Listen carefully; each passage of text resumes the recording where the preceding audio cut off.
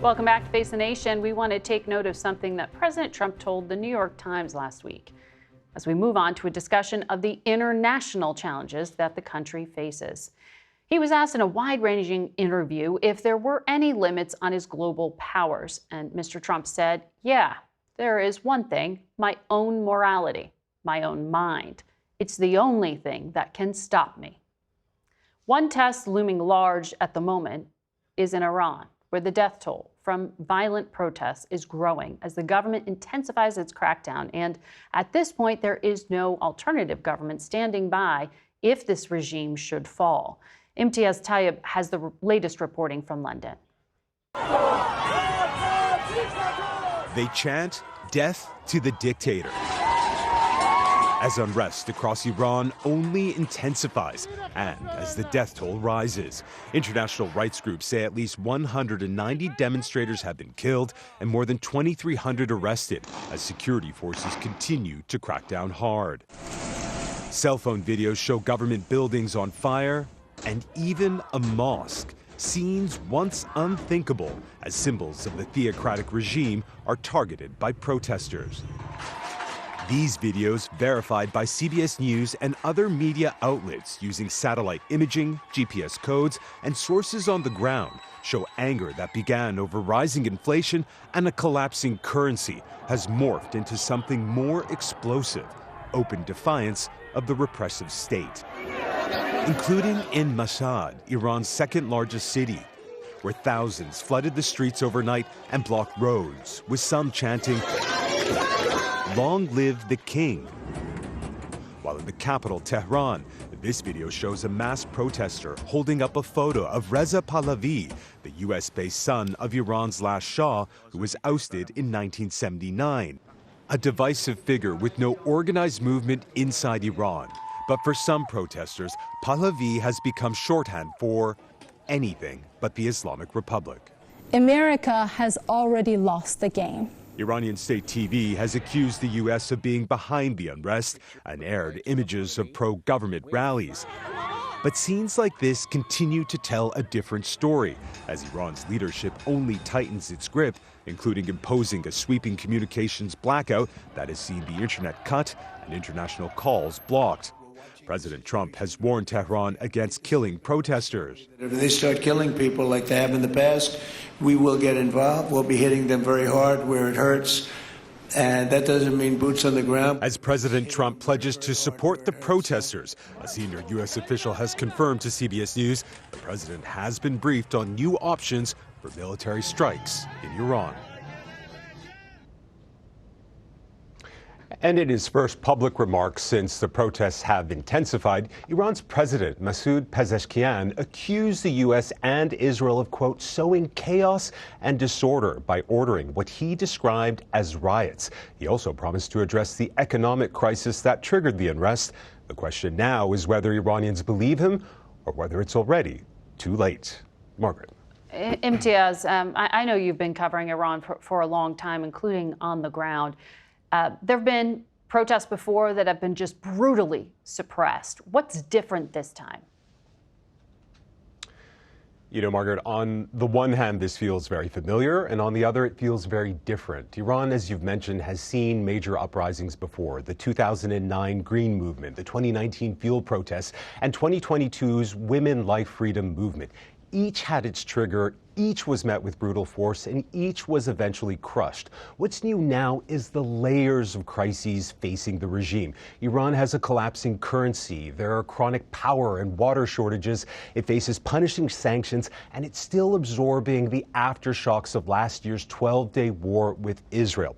I was in Iran right after that war, and people were already quietly questioning the regime's competence and its vulnerabilities. Now those vulnerabilities are loudly being tested in the streets. And there's another crucial difference here: symbolism. We've seen statues of the supreme leader set on fire, surveillance cameras ripped down, as well as chants for the monarchy. This is not nostalgia. This is a rejection of the Islamic Republic, and the danger for the leaders in Tehran is simple. Once the fear breaks, it's very hard to put back. Imtiaz Tyab will continue to track these protests. Thank you, Imtiaz. We go now to Richmond, Virginia, where we find Senator Tim Kaine, who has oversight in foreign relations and other key committees. Senator, we know the president has been briefed on military options, but our reporting is no decision made, no military assets put in place to execute anything yet. There aren't even any aircraft carriers in the Mideast region at this moment in time. Would you support military action? Margaret, U.S. military action in Iran would be a massive mistake. It would have the effect of giving the Iranian regime the ability to say it's the U.S. that's screwing our country up. Right now, Iranians are blaming appropriately the regime for screwing up the country. This Iranian regime has spent years focusing outside its borders on fomenting terrorism and aggression in Iraq, Syria, Lebanon, Yemen, Gaza, instead of listening to the needs of its own citizens.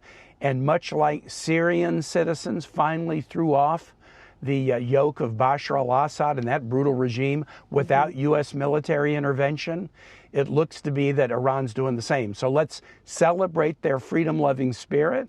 Let's keep up the sanctions pressure, which helped in Syria and is helping, I think, dramatize the misdeeds of this regime.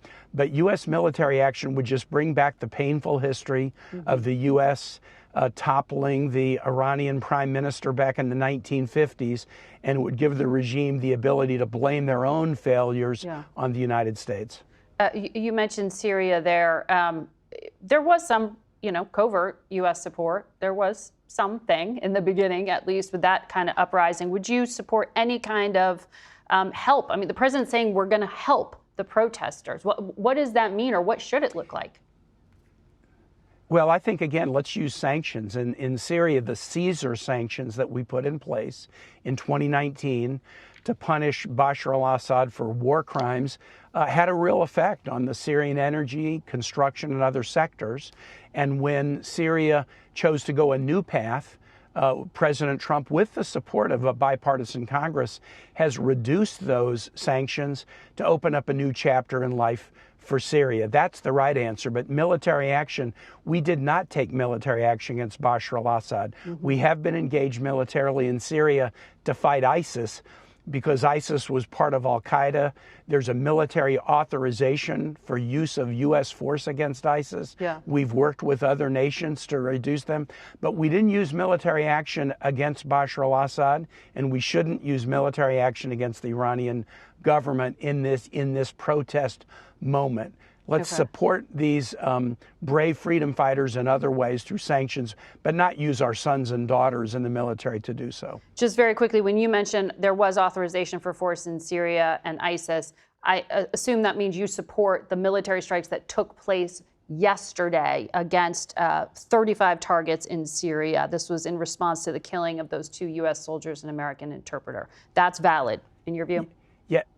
Yeah, it is legally valid. That it has long been held that the 2001 congressional authorization against al-Qaeda includes the ability to go against groups that have come out of or have affiliated with al-Qaeda that mean harm to the U.S. troops. And in this instance, ISIS is still a threat to U.S. troops. There is a legal authorization for the use of force, which is what makes this so different than the use of the military force against Venezuela or Greenland or Cuba or wherever the president wants to take us to war next. Well, you're taking me to the next topic, which is this effort you led. You got about 5 Republican senators to join your effort in this procedural vote to restrict the president's actions. He would require new congressional approval before new military action in Venezuela. Do you think the Republicans who were with you on this vote will stay with you, given that the president has openly threatened them? Margaret, I think they will, and I think more may join. The 5 Republicans who voted with me, let's be clear what they were voting for. The Trump administration has waged war first against Venezuelan boats in international waters, then covert action in Venezuela, and now an attack on Venezuela to depose its leadership, to establish a new government that we chose, not that the Venezuelan people chose, to seize Venezuela's economy and even say we're going to set the terms of economic and political transition for the next few years. What my Republican colleagues voted for is, let's get this out of the classified and put it before the American public and actually debate this use of the U.S. military on the floor of the United States Senate. 4 months into it, hundreds of Venezuelans dead, American troops injured. Let's finally debate this publicly. That's all they voted for. And the fact that the president is going against them just for wanting to have this debate before the public shows how nervous the president is about both his legal authority but also the wisdom of what he's doing. Yeah, he said publicly they should not be reelected because they issued this this call for congressional review. You brought up Greenland. This is the territory that Denmark has broad governance over, Denmark being a NATO ally. World leaders take President Trump's remarks seriously. We take him seriously And they should. And literally. And to that point, Denmark's prime minister publicly warned that it would mean the end of the NATO alliance if he carries out what he said, which as recently as Friday, he said, I want to make a deal for Greenland the easy way, but if we don't do it the easy way, we are going to do it the hard way. Is there anything to stop the president from doing it, quote unquote, the hard way, which sounds like military force? Margaret, I think Congress will stop him, both Democrats and Republicans. This would be disastrous. It wouldn't just be America first. It wouldn't just be the end of NATO. It would be America alone. If we take our best allies, and Denmark has been an ally for a very long time, and we decide that we have the military ability to seize territory for them, you will see the United States, instead of being the world's chief diplomat and a leader in the world, you'll see the United States isolated as a pariah. And I've talked to my Republican colleagues. They watch what the president has done in Venezuela. They hear the threats against other nations.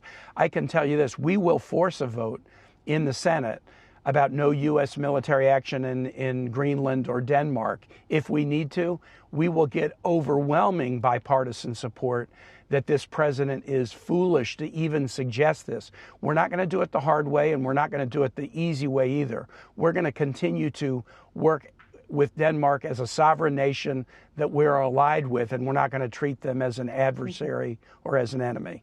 We will watch for action in Congress on that front. Senator Kaine, thank you for your time today. We'll be right back. We turn now to Florida Republican Congresswoman Maria Elvira Salazar, who joins us this morning from Miami. Congresswoman, welcome to Face the Nation. Thank you for the opportunity. You are one of Maria Corina Machado's top allies in Congress. You've said she is coming to Washington this week. President Trump said maybe Tuesday, maybe Wednesday, details still being worked out. Why is it important for her to get in front of the President of the United States, who is backing Maduro's #2 as the current president of that country? Okay, well, I don't think that the president is really backing anyone that is related to the Maduro regime, but concentrating on Maria Corina Machado, she earned it. She was the one who put together this, she proved to the international community that they, the opposition forces, had won the election. She was able to somehow create the tallies and prove to the Trump administration that they had won 70 to 30. Remember that Maduro did not give her the opportunity to be the presidential nominee because he did not like her, because he knew that he was going to lose against her. So she has earned it, and I am sure that she will have a very good, long, solid conversation with the president. She knows the story better than anybody. I was in touch with her during the 16 months that she was hiding in a tunnel because the Maduro forces were looking for her to kill her.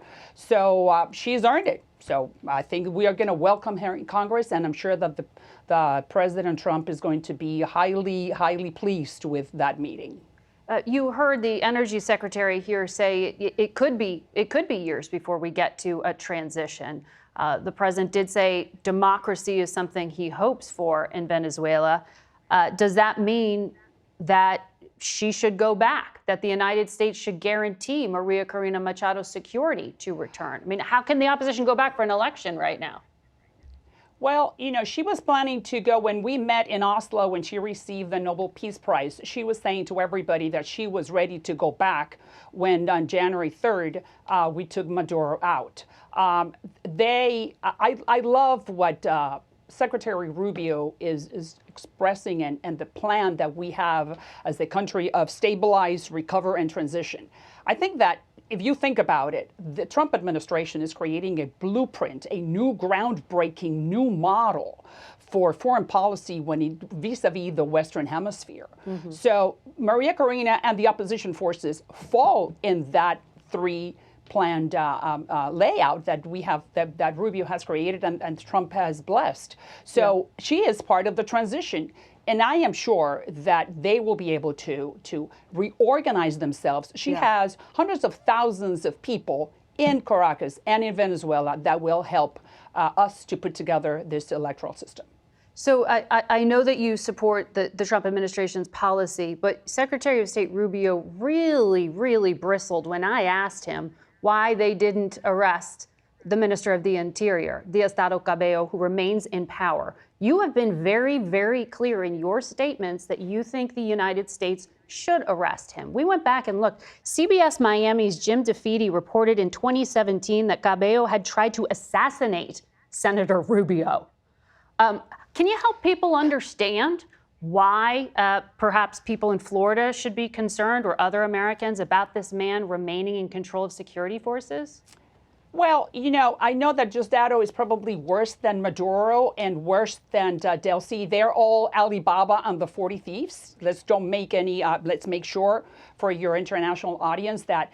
But I am very reassured the fact that we have taken the oil and the resources away from them, that Diosdado Cabello, who is a thief, I repeat, does not want to fall into where Maduro has fallen into, and they will cooperate and somehow, because we have created this new type of model, that they will work with us. They do not have their resources. Now they know that we're going to go into this recovery, and that somehow they are going to definitely participate and work with the American forces. They know better.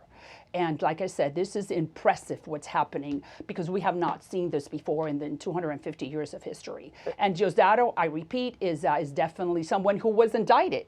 Mm-hmm. And one of the sources, I have some sources that say that we were not able to locate him. But at this hour, I would say that everything is really falling into place. Well, he controls the prisons, and there are at least 5 Americans in those prisons. With Delcy. Delcy is the one who is really in charge of the secret police and the repressive apparatus, and Diosdado Cabello was in charge of the military, who was part of the Suns cartel along with Maduro. But do you know why the Trump administration isn't publicly demanding the release of the Americans that are being held? Listen, maybe we do not know some things that are happening, and Rubio said it the other day. I do understand, and I am sure Rubio knows the area very well, and he knows who the characters are. And we are definitely taking this with solid steps. We do not want to make any mistakes.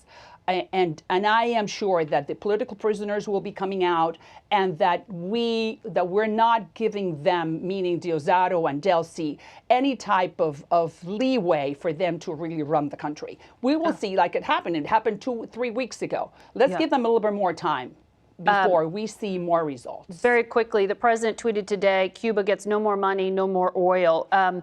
The CIA assessment is that regime in Havana is not necessarily in peril, even though the president's saying they are.